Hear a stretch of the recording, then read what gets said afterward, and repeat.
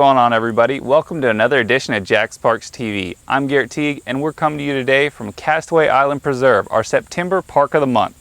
That's right, and I'm Pam Roman. Hey, quick shout out and thank you to one of our viewers who suggested that we tie in our Park of the Month with our Walk in the Park series.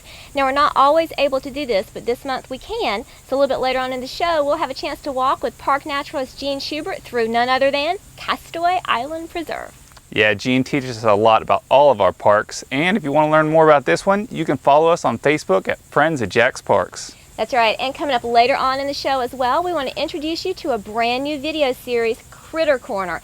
It's the perfect place for you and your family to learn about animals in Northeast Florida. And also later on, we'll cheer on some paddlers downtown as they celebrate the Greater Jacksonville Paddling Guide. But first, let's take a look at how public-private partnerships can have a huge impact in the community. Recently, JaxParks presented its budget for next year, which included cutting the Summer Night Lights program due to lack of funding. This year, the program was partially funded by private donation. Let's take a look at its success. These are images from JaxParks' 4th annual Summer Night Lights initiative. Its goal is to provide a safe place for young people during the summer. Thanks to a commitment from Jacksonville attorney Wayne Hogan, this year's program also gave local teens opportunities to experience dance, learn about music rhythms, explore careers in the entertainment industry, and find out how to prepare for life after high school. During an end-of-summer celebration, Mayor Alvin Brown thanked Hogan for his support of Jacksonville's next generation. Hogan, let's applaud Wayne Hogan for his leadership. He stepped up to the plate and committed $35,000 to make this happen. $35,000. For Hogan, it was more about getting others to join him in being a part of the solution. If you take my situation or the situations of a lot of folks in the professional and business community, life has been pretty good to us. We've worked hard, but we've done well. These children need opportunity.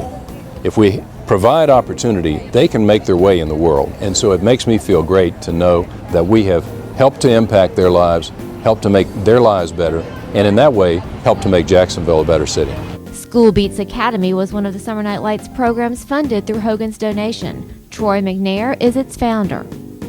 You know, Mr. Hogan, him and his family and team, they see it. They see the difference. They see how do you save young people and how do you keep them out of harm's way to the best of their ability. And I mean, we need more people to participate that way. And again, you know, it might not be in their community, but understanding all our communities are all interlocked and connected somehow, some way. They have to push this because, you know, we always look for data, we always look for evidence-based, but at the end of the day, sometimes you can't calculate how many kids you're saving and putting them in a safe environment with some incredible academic activities. Summer Night Lights has made a huge difference. I've seen some of those kids where they look forward to being at Summer Night Lights. It's very important that companies, independent donors, participate, partner with Mayor Brown, partner with the city, partner with his team to continue to make this happen. It takes the private sector to really make this work. And so if we could encourage other business leaders to really support us in this effort, it would be a huge impact in a positive way for our city. I mean, I believe when you work together with the business community and they provide the resources, all these young people out here would also be able opportunity to have the same thing in other parts of the city. For more information about Summer Night Lights, visit online at jaxsnl.com. Earlier this month, Garrett took a look at another public-private partnership. This one involves natural resources and making them more accessible to you. Kayakers and paddleboarders came down here to celebrate the unveiling of the Greater Jacksonville Paddling Guide, another example of how public-private partnerships can improve the community quality of life. The weather on August 31st was perfect for the event. 50 paddlers took to the water to raise awareness for this, the 2013 Greater Jacksonville Paddling Guide. This is the third in a series, designed to make people more aware of where they can kayak and canoe safely along the St. Johns River and its tributaries. The Paddling Guide was a result of a partnership between the City of Jacksonville, Public Trust, and the Durbin Creek Wilderness Society. So this guide actually started when Mayor Brown announced the new kayak and canoe launches in downtown Jacksonville. That's what gave us the idea to focus on this part of the river. Miller is referring to the first phase of Mayor Brown's People Parks Connection, an ongoing initiative designed to get Jacksonville residents out and enjoying their parks. One of the things the mayor's done is had a real strong effort to open up places and to let people know about them, and then the people know about them and give them an event to come do. And these events go a long way in connecting people to the environment around us. Even JaxParks' own Brian Burkett got his first look at the downtown Jacksonville skyline from the water. Most people don't think about paddling downtown. They head towards the beautiful tidal creeks and marshes we have in Jacksonville, but I gotta say it's a neat perspective to see the city from the river. Oh, dolphin right here. And the mayor's emphasis on public-private partnerships is key to the success of initiatives like this. And partnering with the city is always great for us because they have all the information, they know where the parks are, they keep them up, and we think that activities like this will encourage the city to make more parks, which will encourage the people to come out and help the city do these types of things. And any time that the city and a private organization like ours can work together on something, that's going to be good for everybody. For more information on your waterways and to download one of these great paddling guides, go to JaxParks.com. Coming up next, as we promised earlier in the show, and thanks to a viewer suggestion, park naturalist Gene Schubert takes us on a walk in the park here at Castaway Island Preserve.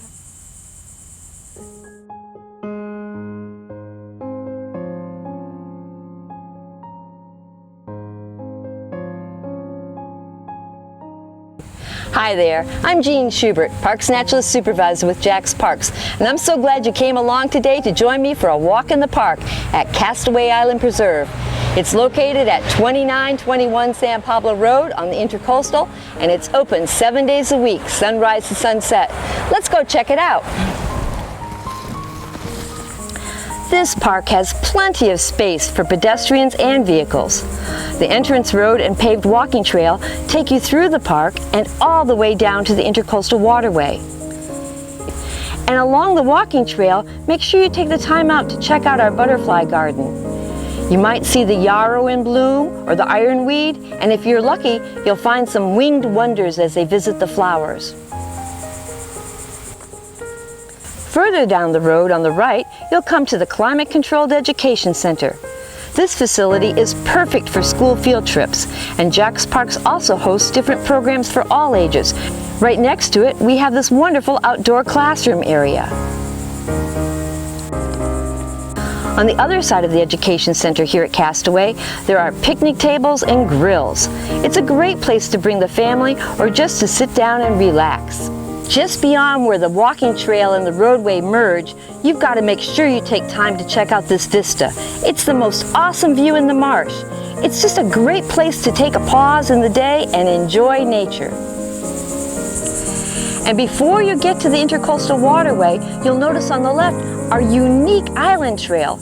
It's a great place to get some exercise and learn about wildlife. Let's go explore. There are painted animal tracks all along the trail that lead you up to interpretive signs. It's sort of a self-guided education tour for you and your family.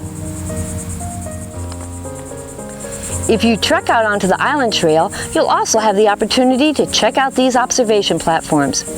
Here you can look out on the marsh and the Intercoastal Waterway. What a view! When you're taking a walk outdoors, it's important to stay hydrated. We've taken care of that for you here by providing these fountains with water for you and your dog. Back at the end of the paved road, you have two options. You can head over to the Wildlife Observation Platform, which offers another wonderful view of the Intercoastal, as well as information about the area's history. But if you want to get out on the water or do some fishing, then head down the boardwalk to the kayak launch site. No matter what the tide, you can launch your kayak or canoe into the Intercoastal Waterway or just sit back and cast your line. Well, that's the end of our tour for today. I hope you'll take your own personal tour of this park or any of our other many parks. After all, it's as easy as a paddle, a ride, or a walk in the park. You can learn a lot about Florida wildlife with trails like this one, but if you can't get out of the house, we'll come to you with our brand new series, Critter Corner. 1, 2, 1, 2, 3. It's time for Critter Corner.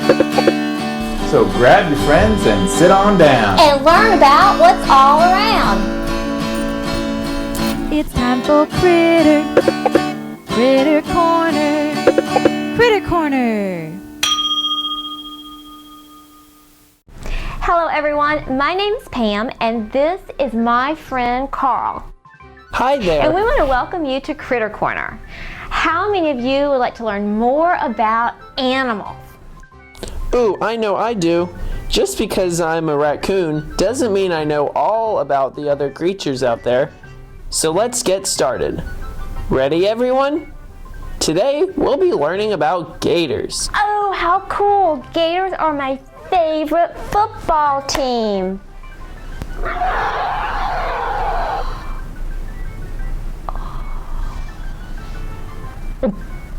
Actually, it's not that kind of gator. Today we are learning about the alligator, starting with the American alligator. Hey, did you know that scientists and others call the alligator a living fossil? Fossil? Like the store in the mall? Okay, I know they sell belts and watches and things, but alligators? No, they don't sell alligators or real fossils. That's just a name they use for their stuff.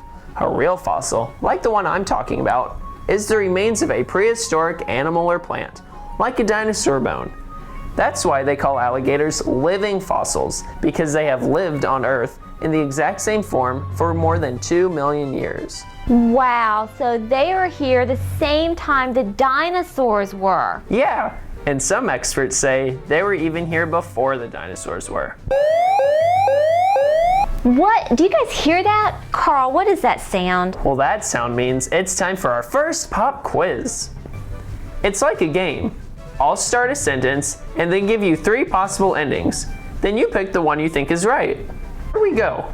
All animals are classified into groups. Raccoons, like me, are mammals. Alligators are blank. Guys, I think I'm gonna need your help on this one. Okay, my 3 choices are A, amphibians, B, reptiles, or C, mammals. What do you guys think? Amphibians? Reptiles? B? Okay, you're right. I think I'm gonna go with that too. We're going with B, reptiles. That's right. All alligators are reptiles. In fact, the American alligator is the state reptile for Florida. That's because most of them live in either Florida or Louisiana, but they can also live in other parts of the southeastern United States, Georgia, Alabama, Mississippi, and even Texas. That's because they like to live in fresh water like rivers, lakes, and marshes, right? Right again. You probably won't find an alligator at the beach. The ocean is saltwater, and alligators can only stay in it for really short periods of time because their bodies aren't made with salt glands. Salt glands? Are those like sweat glands? I'm not really sure. Let's ask Miss Jean. She knows everything about animals. I'll call her right now. Salt glands help animals get rid of salt from their bodies, kind of like how we sweat. And alligators actually do have salt glands. They're on their tongues, but they don't work anymore. So that's why alligators stay mostly near fresh water. So Carl, you know how in movies and pictures you always see alligators either swimming or crawling really low to the ground? You can't see what their legs are like. Do you know how many legs they have? I sure do. They have 4 short legs. The front ones have 5 toes, but the back ones, they only have 4. And check this out. The average male American alligator is over 11 feet long, and some can weigh up to 1,000 pounds. Wow, 1,000.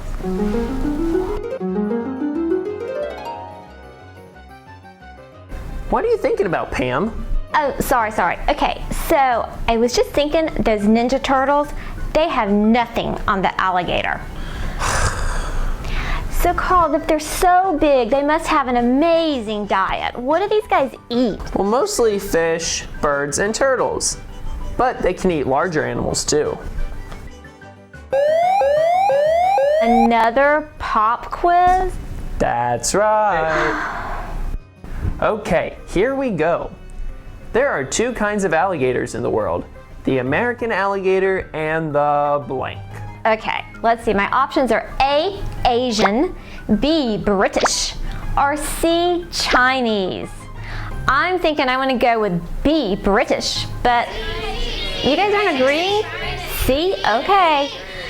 We say C, Chinese. You're right. It is C. You guys out there are so smart. Hey, what about me? Well, you did have to ask the audience. Fine. Okay, so the Chinese alligator is the second kind of alligator. So where does the Chinese alligator live? Really? Kids, please tell me you can answer that question. Where does the Chinese alligator live? China! They do live in China, specifically Eastern China. They're a lot smaller than the American alligator. The average male Chinese alligator is about 7 feet long and weighs only about 100 pounds. Wow, it's been really cool learning about alligators. What do you guys think? You know, if you want to learn more about alligators or other animals, check out our nature programs with our park naturalist, Miss Jean, on JaxParks.com. Thanks for joining us. I hope you had fun. Learning about animals is important in helping us take better care of our natural habitats and our planet. And remember, every animal has a place in the world. So if you come across one in the wild, it's best to just let it go about its business.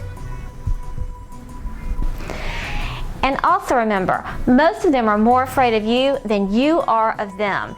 There are lots more animals in our area to learn about, so we hope to see you back here next time for another episode of Critter Corner, here with all the other parks fun at Jax Parks. See you later. Bye. Wow, that was so much fun. Alligators keep you 1,000. It's time for Critter. Pam, Critter. we're rolling. Oh, sorry, I did not realize we were back. Sorry about that, folks. But I do hope you enjoyed that episode of Critter Corner, and you have to admit the tune is quite catchy as well. Well, it's definitely stuck in my head now, and so is all that great information. So parents, make sure you tune in to more episodes of Critter Corner on our YouTube page, Friends of Jax Parks. That's right. And also parents, if you want something to use up your kids' energy, coming up on Saturday, September 21st, we have our annual Worldwide Day of Play at Woodstock Park from noon to 3 p.m. More information on our website, JaxParks.com. And that's it for now. Thanks for joining us. And while you're looking at our YouTube page, you might as well follow all our other social media sites, Facebook, Twitter, Pinterest, Instagram, and Google+.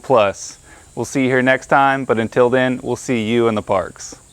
3, 2.